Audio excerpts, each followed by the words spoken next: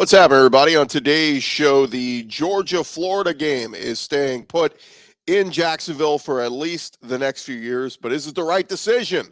And could the SEC look at further expansion? Greg Sankey talks about what would factor into that decision and stop moving college games off college campuses. Locked on SEC starts right now. You are Locked On SEC, your daily podcast on the Southeastern Conference. Part of the Locked On Podcast Network, your team every day.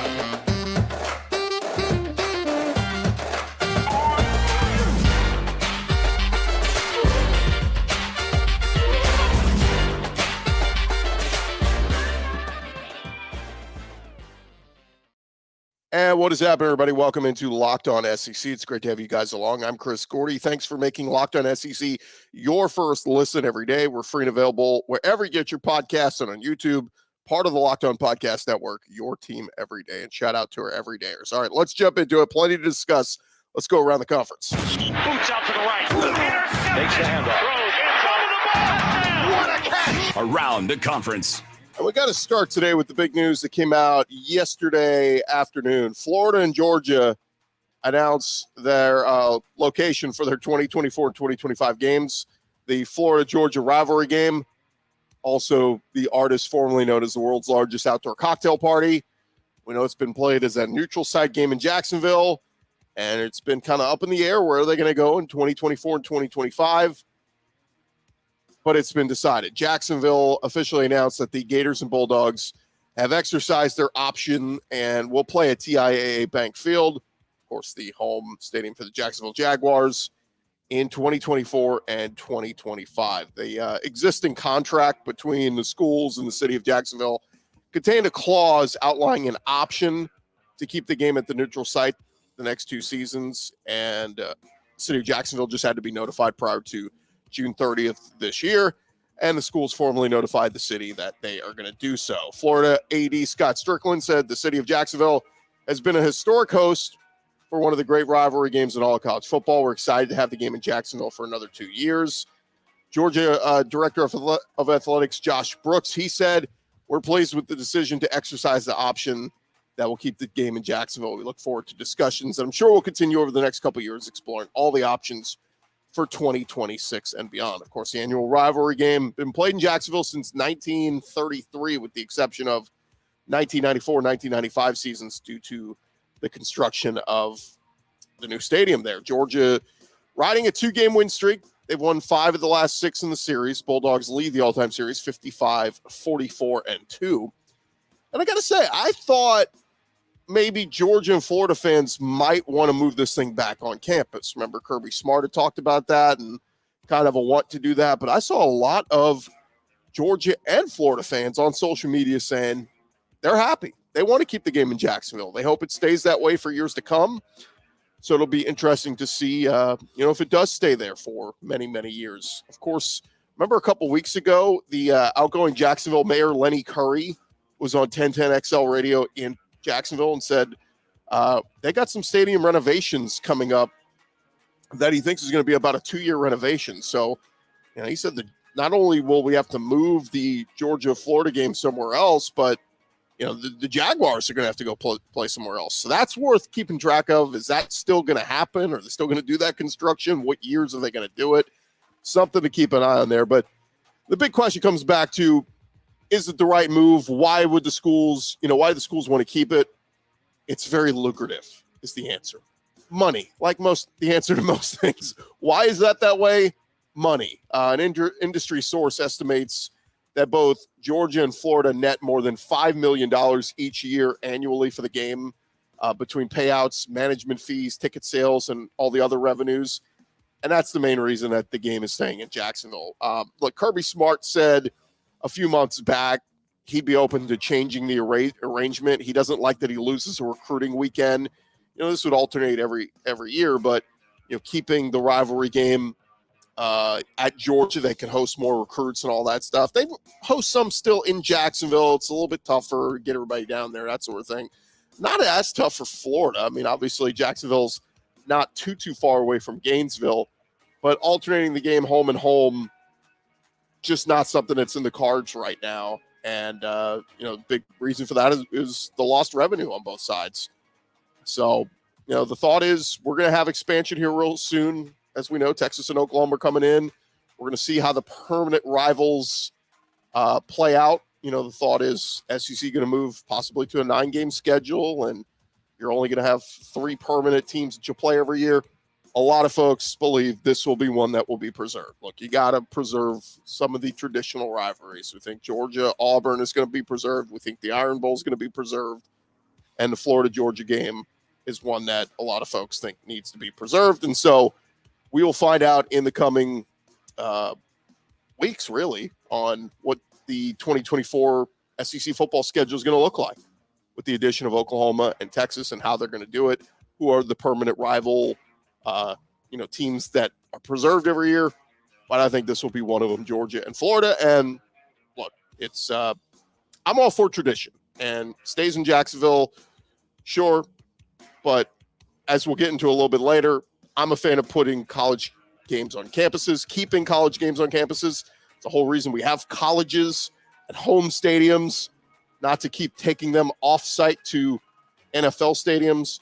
More on that a little bit later in the show. Let's get to some other tidbits going on around the conference. Recruiting news. Georgia, they continue to just add on the recruiting trail. They picked up a class of 2024 tight end on Wednesday in Jaden Riddell. He had offers from schools like Tennessee, Alabama, Notre Dame.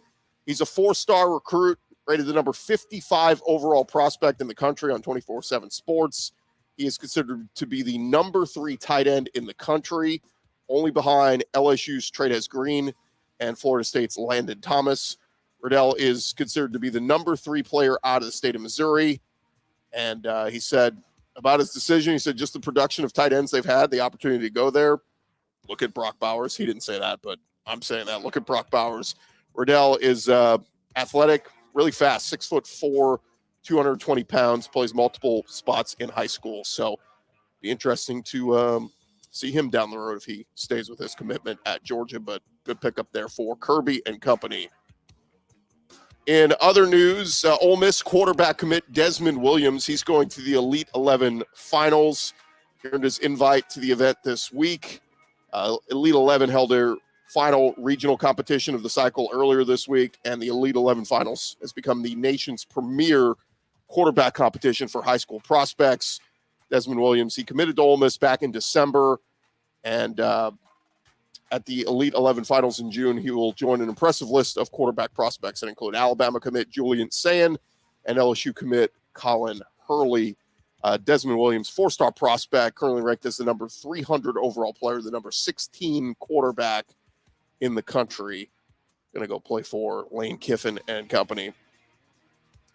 And one more note, Kentucky-related note, Tom Leach, a longtime voice of Kentucky athletics, calls their football and men's basketball games. He was named to the Kentucky Sports Hall of Fame on Wednesday, and he's in his 46th year of sports radio broadcasting in his home state of Kentucky. 34 years on the Kentucky broadcast team, with the past 26 seasons calling play-by-play for Kentucky football and 22 seasons calling Kentucky men's basketball. So obviously a Hall of Fame resume there, and congrats to him. He is beloved in the parts of Lexington, Kentucky, and congrats to him.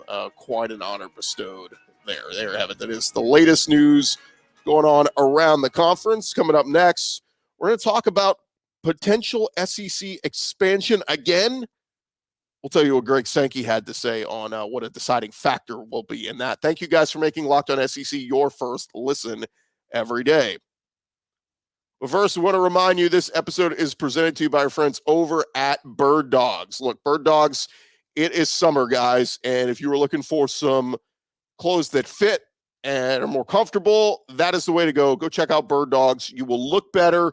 You will feel great wearing Birddogs. Like we said, comfortable. They're stretchy fabric, makes your legs look great, and they're comfier than other shorts and pants. They're versatile. They give you the freedom to wear one pair of shorts or pants to the golf course, to a meeting, on a date, hanging out with friends, whatever it is, Birddogs has got you covered. And of course, they got a lot of celebrity folks that wear them. The Part of My Take guys, they never wear pants. They always wear Birddogs, and you can too. Go to birddogs.com/LockedOnCollege And when you use our promo code Locked On College, they're going to throw in a free custom Birddogs Yeti style tumbler with every order. And it's a legit tumbler. It's not like some cheap thing. It's a real legit Birddogs Yeti style tumbler. Go to birddogs.com/LockedOnCollege. Again, use our promo code LockedOnCollege.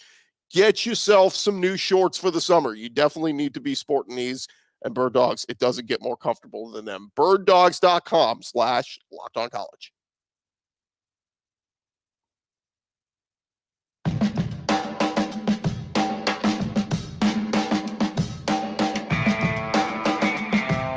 Run along here, Locked On SEC. Thank you guys for making us your first listen every day. Coming up tomorrow on the show, hoping to catch up with our buddy Trey Wallace from Outkick and preview SEC meetings in Destin taking place next week. And that takes us to our next story we want to get into. The SEC meetings will take place next week.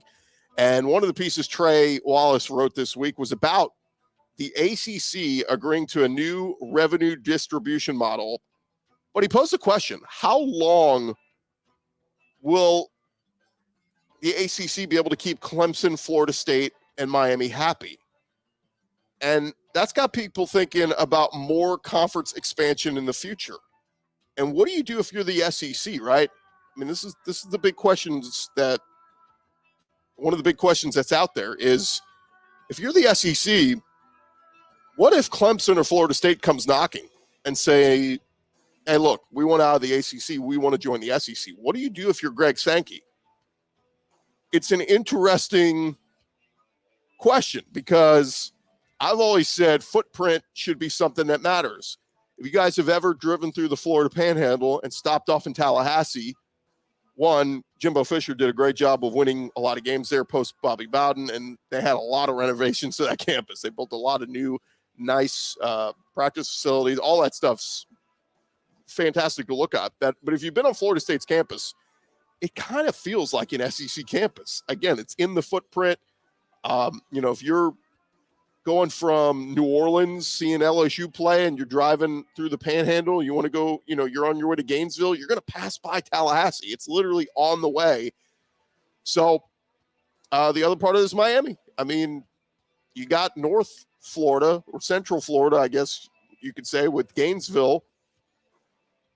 Go down South Florida, there's Miami right there. They're in the southern footprint. And again, another school that is very football centric, pretty good basketball team, pretty good baseball team. I mean, they would fit into what the SEC would be looking for. And of course, Clemson, look, they're a stone's throw away from South Carolina. They're in your footprint. So these are all schools that would make sense. In years past, we've talked Virginia Tech, we've talked, other schools like that. But Greg Sankey, the SEC commissioner, he was on with Greg McElroy on his Always College Football show, talking about the state of the SEC and, of course, the expansion going from 14 to 16 teams.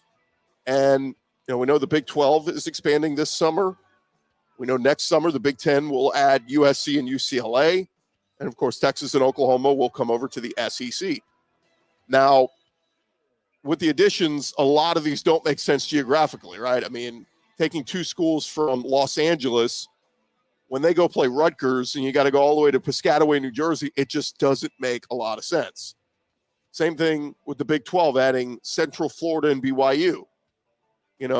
Going from TCU over to Baylor isn't that far from Dallas to Waco.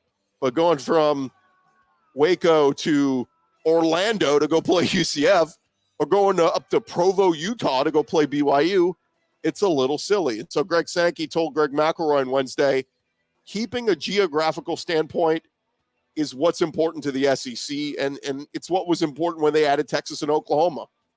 And here's what Greg Sankey said. He said, there's something still for us from a geographical standpoint. I've had branding specialists say, well, you could do what Kentucky Fried Chicken did and just drop the word Kentucky. You could become KFC. He said, so we could have lost the Southeastern Conference moniker and just call ourselves the SEC, but not necessarily be in the Southeastern part of the United States. But he said that's not really who we are. When we expanded, we added 95 miles basically to our travel, our longest trip. And our longest trip is shorter than the shortest trip that the LA schools will have in the Big Ten. We are still educational entities. We are still moving people from class to class. I thought that was a great statement from Greg Sankey. It's almost a mic drop. Look, the Pac-12 is hoping or rather USC and UCLA are hoping moving to the Big Ten that the revenues are going to offset, right? They're going to make so much more money in doing this. The Ohio States, the Michigans, they're going to make so much more money that this is all going to make sense. Until you have to start trekking your volleyball team over to Piscataway, New Jersey, and back to Los Angeles, and then over to Columbus, Ohio, and back to Los Angeles, and over to Lansing, Michigan. I mean, there's so much travel in there.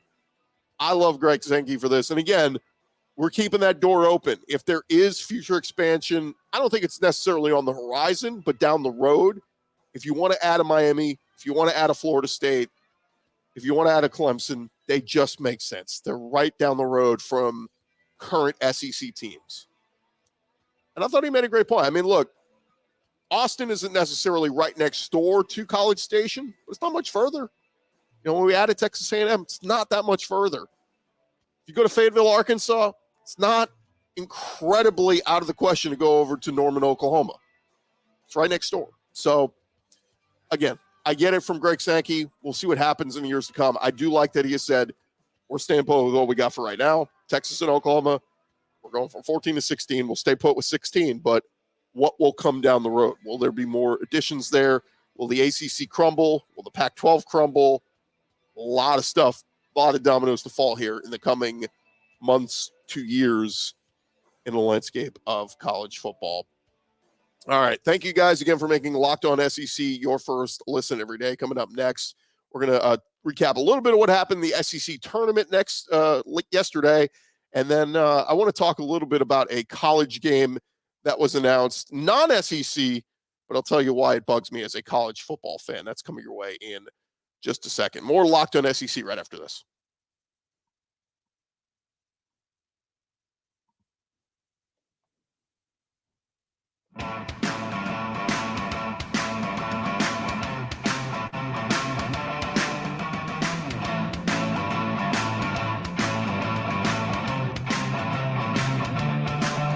All right, rolling along here, Locked On SEC. Thank you guys for making us your first listen every day. Shout out to our everydayers.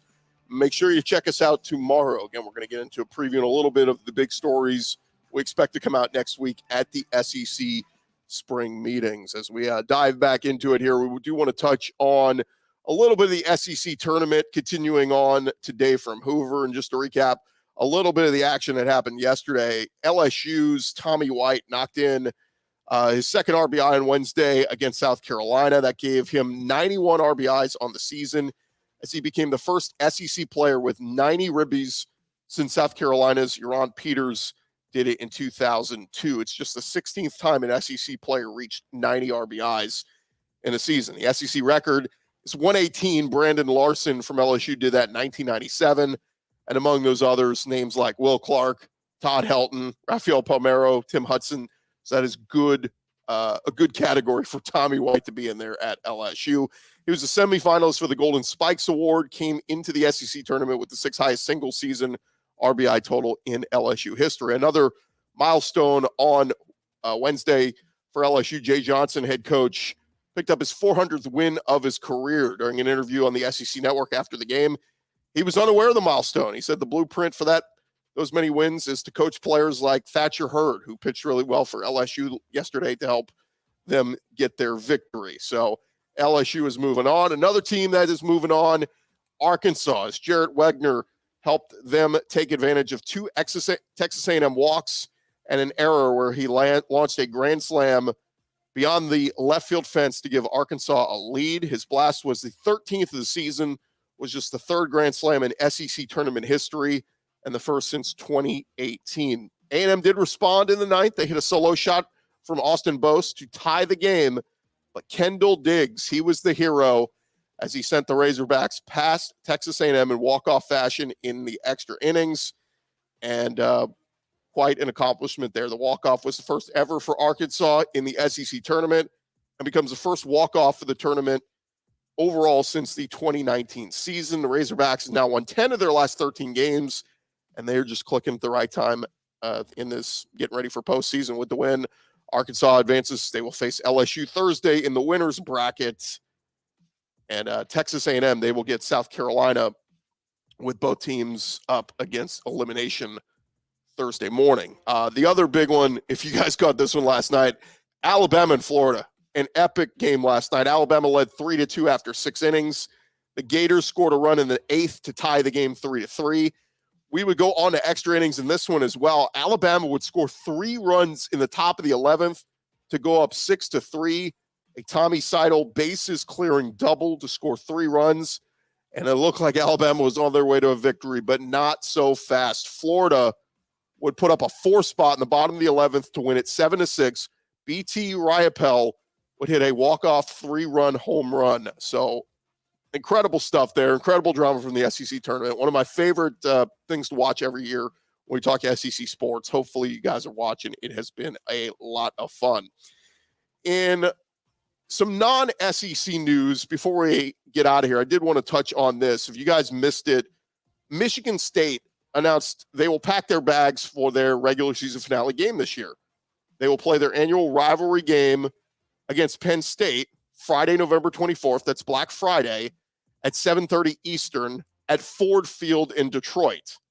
This is a game that was previously scheduled for that Saturday, November 25th at Spartan Stadium in East Lansing, Michigan. With the announcement, the Spartans are now slated to play their final 3 regular season games away from home. And despite counting as a Michigan State home game, the game at Ford Field will not be included in season ticket packages. Here's my problem. Michigan State, one, they lose their senior day at home in doing this.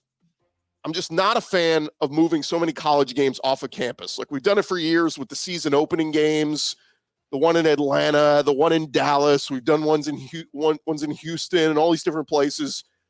And we're getting ready to do it with more playoff games, right? Like we like the idea of, that first round of the additional playoff games, we're going to play them on campuses. And we're supposed to get excited about this. Like college games should be played on college campuses. We have some beautiful campuses, not just in the SEC, but across all of college football. Keep the college games on campuses. Stop trying to move them to NFL stadiums. And look, NFL stadiums don't have a capacity as big as a majority of our college football stadiums. It's frustrating, man. It's really frustrating, and I think it takes away from some of the experience for college football fans, for the players. I'm sure to a certain extent it's fun to go play in an NFL stadium on a one-off, but man, now we've got season opening games. We've got these additional playoff games. We've got bowl games. For years have always been played in these neutral offsite, NFL stadiums and all this.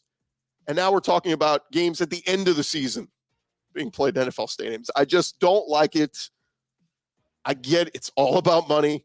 Theme of the show. We talked about it earlier, but goodness gracious. Let's try to find a way to get more college games on campus. We're seeing right now, LSU's playing Florida State. They just played in the Superdome last year in New Orleans. They're going to go play in Orlando this year.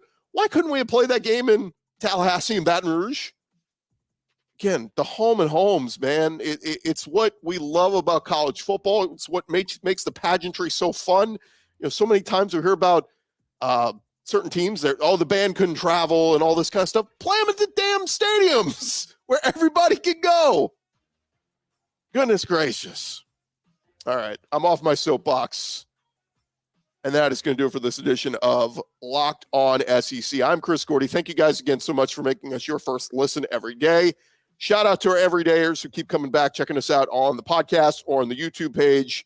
And remember to check us out tomorrow. Again, we'll be hitting on some of those key things to watch for at the SEC spring meetings coming up, or summer meetings rather, coming up next week in Destin. I'm Chris Gordy. This has been Locked On SEC. We'll talk to you guys tomorrow. Have a great day, everybody.